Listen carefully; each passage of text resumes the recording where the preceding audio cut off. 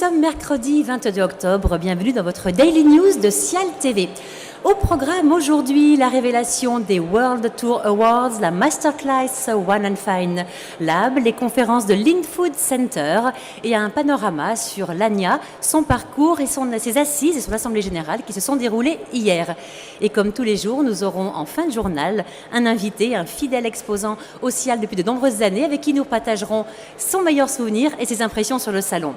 Mais tout de suite, retour sur la visite de François Hollande hier sur le Cial.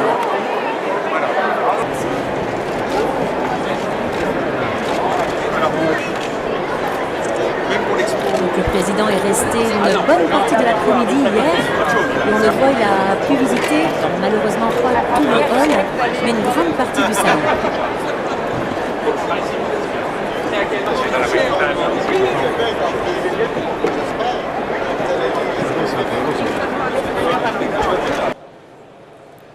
Commençons ce journal avec un tour du monde grâce aux World Tour Awards.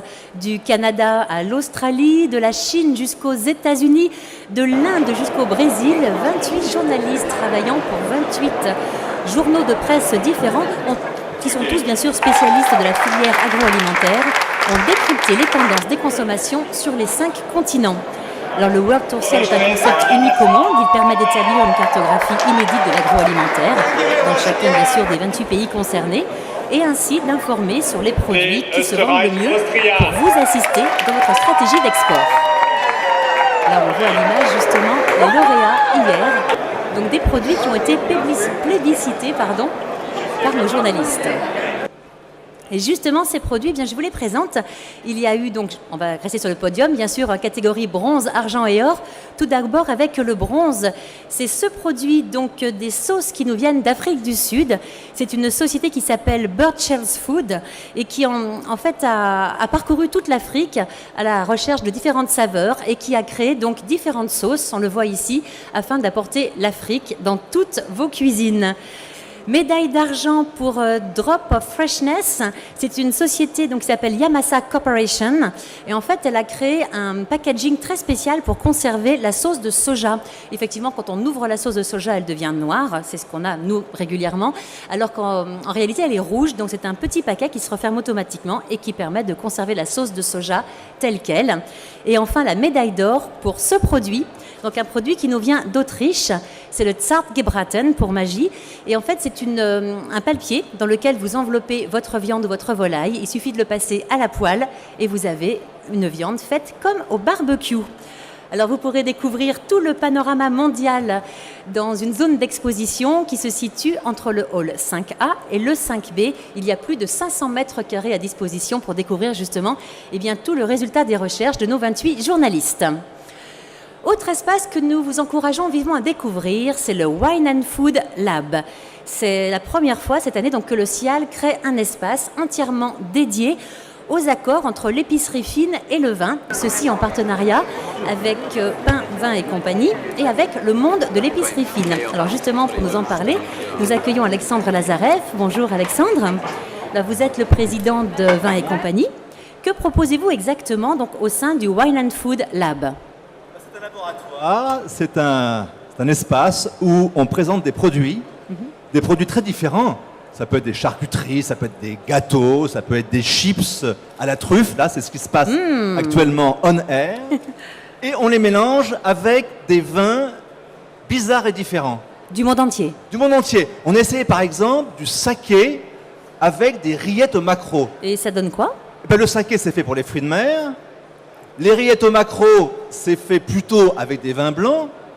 Et là où c'est marrant, c'est que si le saké veut expliquer ce qu'il est en Bretagne, vaut mieux qu'il arrive avec un produit breton. Et si les produits bretons veulent aller au Japon, il vaut mieux qu'ils prennent un produit japonais. C'est parfait. Et comme ça, on s'amuse, on goûte. Parfois, ça marche. Parfois, ça ne marche pas et le public échange avec nous. On travaille, on s'amuse et surtout, on échange. Alors justement, ce qui est bien, c'est que si quelqu'un, par exemple, assiste à une conférence et il trouve un produit qui l'interpelle, il peut rester sur place pour justement tester ces produits et mieux les connaître avec vous. Oui, parce qu'on a des visiteurs du Cial qui viennent autour de la table ronde et qui suivent ensuite les exposants pour discuter avec eux. Donc il y a beaucoup de contacts, des contacts entre les deux porte-paroles et des contacts entre les producteurs et les visiteurs. Alors, il y aura une masterclass tout à l'heure. Quel est le sujet aujourd'hui? Il y en a toutes les heures. Il y en a toutes les heures. Donc vous voyez là, on a travaillé sur un cheesecake au spéculoos avec un vin de glace autrichien. Donc un mélange sucré-salé. Oui, mais plutôt même sucré-sucré. Le vin de glace, on savait qu'il y en avait au Canada, on ne savait pas qu'il y en avait en Autriche. Le vin de glace, c'est pas si sucré que ça en fait, puisque c'est fait en décembre et il y a beaucoup d'acidité. Donc les deux marchent bien. Là, c'est quelque chose qui peut nous intéresser, qui peut intéresser vos visiteurs. Alors, qui anime ces masterclass? Ben, c'est moi et vous m'avez tiré de mon espace juste pour vous et j'en suis ravi. Alors, l'espace donc dégustation du Wine and Food Lab accueille les visiteurs de 9h30 à 18h30. Et justement, donc, nous encourageons tous les exposants, tous les visiteurs à aller tester de nouveaux accords entre les vins et des produits qu'on n'aurait pas forcément mariés justement au début. Merci beaucoup, Monsieur Lazarev, d'avoir été avec nous. Donc, nous ne vous retenons pas plus longtemps puisque je crois que vous êtes attendu pour votre prochaine masterclass. Merci pour votre accueil. Alors, d'autres conférences vous sont proposées au sein du CIAL, par exemple au sein de l'InFood Center. C'est un lieu qui a été spécifiquement dédié pour les responsables recherche et développement, responsables marketing et achat de l'industrie alimentaire. Ce lieu se situe au sein du secteur InFood dans le hall numéro 7. De nombreux thèmes y sont abordés, tels que les produits alimentaires intermédiaires, les ingrédients, les procédés, les équipements ou encore les conditionnements alimentaires. Alors pour les caméras de CIAL TV, M. Eric Dropsy, qui est dirigeant de Ingredis Consultant et également intervenant pour le CIAL, s'est prêté au jeu de l'interview et a bien voulu donc répondre à quelques-unes de mes questions.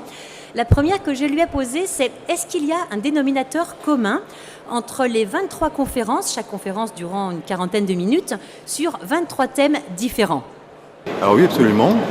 Les conférences sont ici dans le secteur InFood Center, qui est dédié à tout ce qui concerne les produits alimentaires intermédiaires, les ingrédients, les matières premières, donc tout ce qui est échange de produits entre industriels dans le domaine de l'agroalimentaire.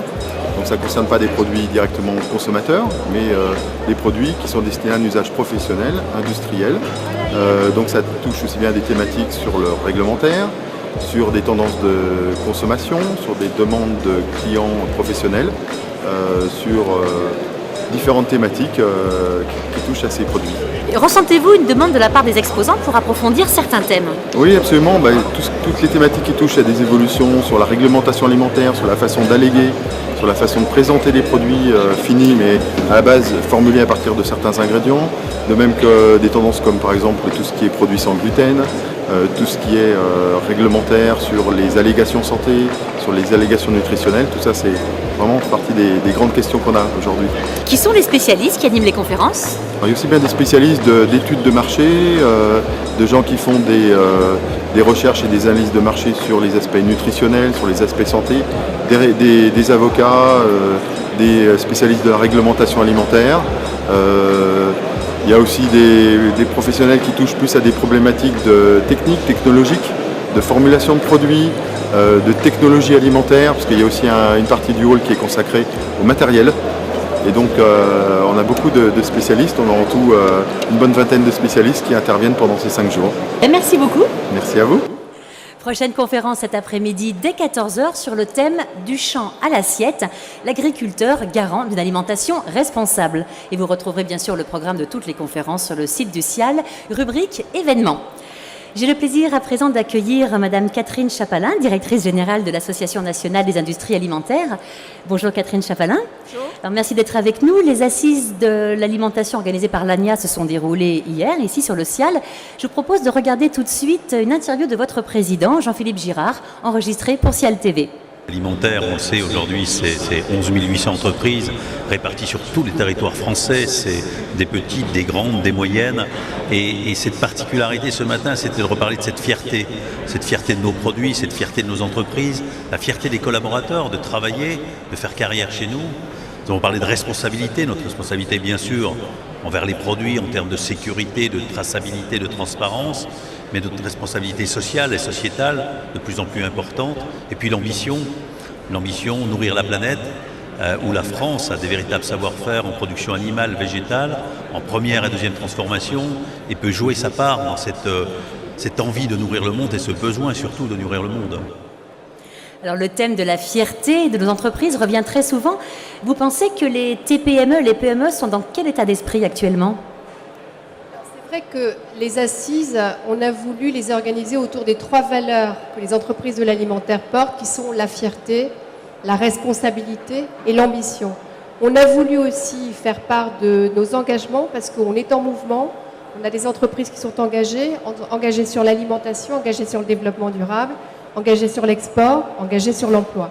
Mais en même temps, on a voulu alerter les pouvoirs publics, on a voulu alerter le gouvernement sur la difficulté que l'ensemble des entreprises rencontrent aujourd'hui, qui est le sujet de la guerre des prix et des relations qui sont extrêmement compliquées avec la grande distribution. Alors justement, comment est-ce qu'on pourrait reconstruire des relations avec la grande distribution et les plus petits fournisseurs tout en les respectant?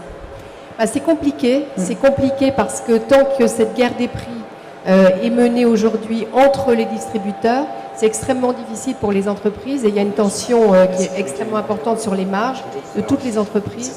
Donc demain, il y a une réunion importante qui est organisée par Emmanuel Macron et Stéphane Le Foll sur ce sujet pour essayer d'en appeler à la responsabilité des acteurs. La loi vient de changer, ce n'est pas forcément nécessaire de modifier la loi sur le court terme, mais il faut vraiment appeler à la responsabilité des acteurs. Il y a aujourd'hui 4 distributeurs depuis les regroupements qu'il y a eu récemment. Donc si les distributeurs ne sont pas responsables, ça va être très compliqué pour l'ensemble de la filière. C'était le message qu'on a voulu faire passer. Nous sommes prêts à faire des engagements, mais attention, on atteint aujourd'hui une limite avec cette guerre des prix qui est destructrice pour toute la filière. Donc il y a encore beaucoup de travail. Il y a encore beaucoup de travail. Alors on va revenir un petit peu plus social, si vous le permettez. Vous êtes présent sur le salon depuis le début. Vous êtes vraiment un des partenaires de longue date depuis les 50 ans du Cial. Quelle évolution du salon vous avez ressenti, vous, au sein de l'ANIA, sur le Cial? Pour nous, c'est une évidence d'être effectivement au salon de l'alimentation. L'Association nationale des industries alimentaires est extrêmement fière d'avoir ce Cial. C'était une évidence d'organiser les assises de l'alimentation avec les 500 chefs d'entreprise présents sur le Cial. Là, ce que je peux voir, c'est que ce salon, cette édition 2014, je trouve que c'est un superbe salon. C'est vrai que c'est formidable de voir toutes les innovations, de voir des entreprises de toute taille, des PME qui sont contentes, qui rencontrent leurs clients. Donc j'espère que c'est une édition très positive, mais en tout cas ça donne beaucoup d'énergie de se balader dans les allées, de voir l'innovation, de voir les différents stands. Donc voilà, on est très fiers et le président de l'ANIA est d'ailleurs le président du conseil de surveillance du Cial. D'accord. Alors sans parler spécialement de cette année, mais est-ce qu'il y a au cours de toutes les années de présence de l'ANIA sur le Cial un événement qui vous a le plus marqué, un souvenir plus fort ou une innovation vraiment qui aura retenu votre attention? Alors bon, on a toujours tendance à se rappeler l'édition en cours. Hein, donc voilà, donc ce qui est marquant pour nous cette année, c'est un peu les assises. Peut-être ce qui me frappe dans l'évolution du Cial, c'est il y a quelques années, on était sur un discours très nutrition, très santé. Maintenant, on est peut-être plus sur un discours innovation, plaisir. Ça, on le sent assez... le plaisir, voilà, vraiment, revient beaucoup. Le plaisir revient beaucoup et c'est normal parce que l'alimentation, c'est quand même avant tout du plaisir, c'est avant tout de la convivialité. Merci beaucoup, Catherine Chapelain. Je vous propose de rester avec nous pour accueillir notre dernier invité. Il s'agit de Monsieur Per Martinet, donc président fondateur de la Société Martinet, également un très grand fidèle du Cial. Depuis combien de temps vous êtes avec nous sur le Cial, Monsieur Martinet? Oui, bonjour. La première fois, c'était en 1976. Donc ça fait 37 ans. Ça fait très longtemps, oui. Qu'est-ce que le Cial vous a apporté pour votre entreprise? Eh bien, c'est un rendez-vous annuel, annuel bisannuel, que l'on rencontre les clients, que l'on rencontre aussi les confrères, qu'on rencontre certains fournisseurs qui, pour l'innovation. Donc mes équipes d'innovation sont présentes, les achats aussi, et bien sûr pour vendre à l'international. Alors moi j'avais une question, quand on est, donc je reviens vraiment en arrière au tout début de vos présences sur le Cial, quand on a une entreprise qu'on vient de monter et tout d'un coup on se retrouve face à un énorme distributeur, un Carrefour, un Super U qui vous dit « Ok Banco, moi je vous prends pour 500 000 boîtes ». Comment est-ce qu'on fait? Aujourd'hui nous produisons quand même un volume très important. Nous faisons près de 70 000 tonnes de produits traiteurs dans l'année.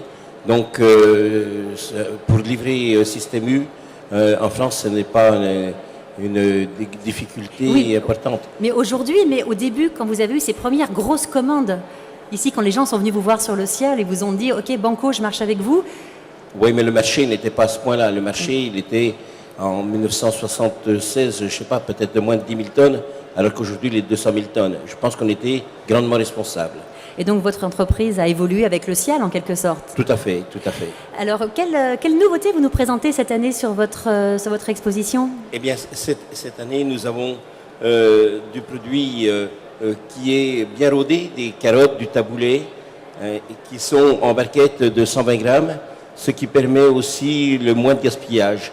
C'est-à-dire que quand on fait des barquettes de 200, 300 grammes, de 500 grammes, eh bien, nous avons diminué le contenu et qui permet de varier entre carottes et taboulé et donc d'avoir des portions de 120 grammes. Donc pareil, toujours vous adapter à la demande. Tout à fait. Avant de nous quitter, Monsieur Martinez, j'aurais une petite demande. Alors ça, je ne vous l'avais pas demandé avant, je voulais vous le garder. Est-ce que vous auriez la gentillesse de nous faire le traiteur intraitable? Ce sera facile. Allez, Moi, Pierre Martinet, je suis le traiteur intraitable. Merci beaucoup, Monsieur Martinet. Merci beaucoup à vous deux. Les programmes continuent bien sûr jusqu'à 17h30 sur Cial TV avec Marie-Letty Burny et Marc-Antoine. Quant à moi, je vous retrouve à 15h50 pour Innovation Break et deux nouvelles innovations du jour. Bon Cial à tous.